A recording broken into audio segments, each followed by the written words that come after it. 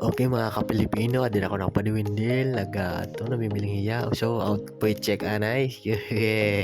So, yan na, malakad kami, pangadto kami at marabot para magkita. Han festival. So, okay, let's go outside.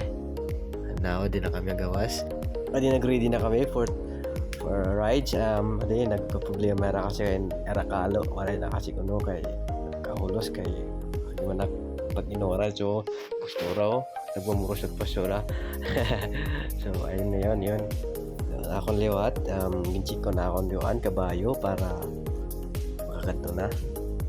So tapos liwatan din tilakat na kami, biglang umulan, grabe, nagulat pa kami ito mga pera minuto. So ngayon meron nga na kami tumambay anay kami, grabe, kundi kami tilakat na umuran pa, timing po. Mga ka-Pilipino. So ayun yung mga tropa ko, antay muna namamadali. So ito na po, nakikipagsisikan. Bale, di ko na po na-videohan yung pag-rides namin kasi mag-isa lang at walang umahawak ng camera. Ito ngayon, nakapunta na kami dito sa may entrance ng gym. Nakita namin nagsisik yung mga tao. Dito po yung mga kasali sa mga festival po. Yung naghahanap po kami ng pwesto kung saan kami pupunta. Ayun po, naghanap po. Ako naman, nag-video pa rin ako sa mga contender natin. Tingnan mo, mga ganda.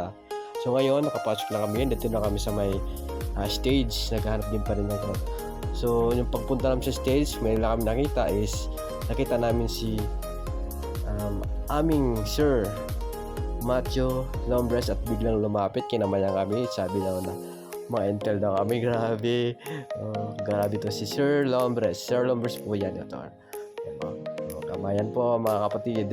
Mga ka-Pilipino, mga ano po namin yan, mga SK kagawad, mga SK po yan, mga nagbabantay po sila ng mga kasama yun. Katapos po niyan ay nag-focus na po kami sa mga panonoodin. Ito na po yung mga highlights po, panoorin natin.